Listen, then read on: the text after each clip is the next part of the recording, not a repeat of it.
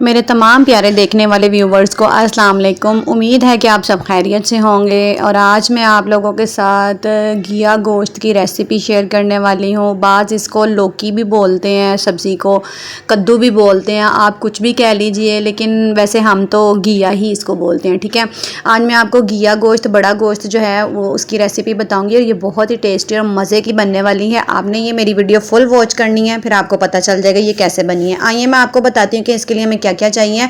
मैंने 1 किलो जो है घिया लिया है और उसको कटिंग करके साफ़ करके स्लाइस इसके कर लिए हैं, छोटे छोटे से पीस कर लिए हैं।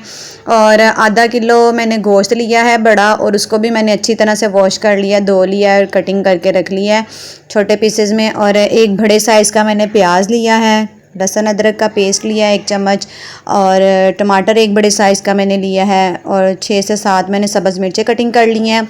हरा धनिया मैंने चॉप किया है, आधी प्याली मैंने इसमें ऑयल की ली है। हस्बे ज़रूरत आप नमक ऐड कर लीजिएगा। और 1 टीस्पून मैंने इसमें सुरख मिर्च और हाफ़ टी-स्पून हल्दी, और गरम मसाले में सिर्फ बड़ी इलायची और दालचीनी ली है। ठीक है, इससे बड़ी अच्छी खुशबू आएगी। चलिए अब मैं आपको बताती हूँ पहला स्टेप क्या है। मैंने प्रेशर कुकर लिया, प्रेशर कुकर में मैंने बड़ा गोश्त जो धो के रखा था वो ऐड कर दिया है। बाकी जितने भी मेरे मसाले हैं जिसमें मैंने सब्ज़ मिर्चें ऐड कर दी हैं, प्रेशर कुकर में हम इन चीज़ों को डाल के गला लेंगे। ठीक है, और प्याज भी मैंने ऐड कर दिया है। और ये प्रेशर कुकर यूज़ तो वैसे नहीं करना चाहिए, इस तरह कहते हैं बड़े ही हमारे कहते हैं कि भाई टेस्ट वो नहीं आता, आप वैसे जो चीज़ गलती है उसका अपना ही टेस्ट है। लेकिन हम आजकल की जो जनरेशन है उसकी तो आदत ही हो गई है हर चीज़ प्रेशर कुकर में बनाने की। तो ये है कि ज़रा थोड़ा काम जो है ना, घंटे का काम मिनटों सेकंडों में हो जाता है, इसलिए मैं इसमें प्रेशर कुकर में बना रही हूँ।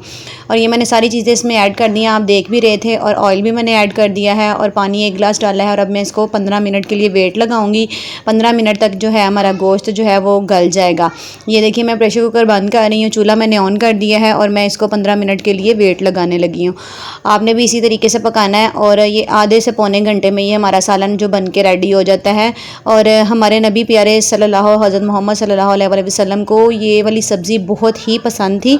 और ये इसकी तसीर भी ठंडी होती है, कद्दू की घिये की तसीर ठंडी होती है। तो आप लोगों को हफ्ते में मैक्सिमम ज़्यादा नहीं तो 1 से 2 बार ये सब्ज़ी ज़रूर पका के खानी चाहिए।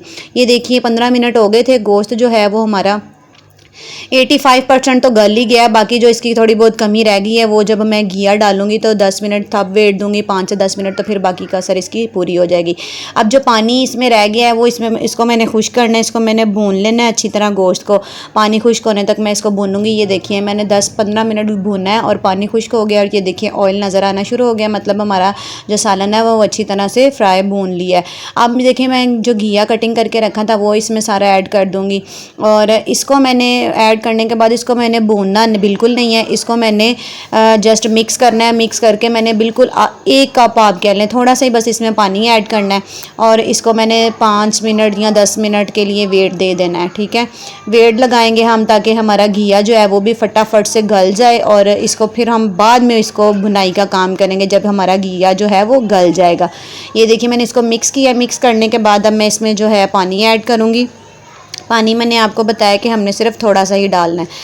आपने ये मेरी वीडियो फुल वॉच करनी है और आपने ये मेरी रेसिपी ज़रूर ट्राई करनी है और मुझे फिर बताना है कि ये कैसा बना है सालन।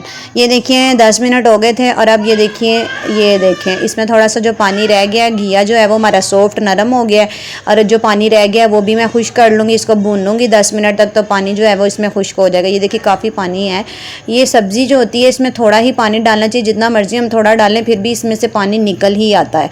अब ये देखिए इसको मैंने 10 मिनट तक तेज़ आंच पे इसको भून लेना है। ये देखिए भूनने के बाद जो है घिया देखें नज़र आ रहा है, कोई वो इतना वो गल नहीं गया, मतलब ज़्यादा वो उसमें मैश नहीं हुआ और घिये के पीसेस जो थे वो नज़र आ रहे हैं। अब इस स्टेज पे जब ऑयल नज़र आना शुरू हो जाएगा मैं इसमें थोड़ा सा गरम मसाला ऐड करूँगी। गरम मसाला ऐड करने के बाद मैं इसको अच्छी तरह से मिक्स कर लूँगी और हल्की आँच कर देंगे ताकि घी जो है ऑयल हमारा अच्छी तरह से ऊपर आ जाए।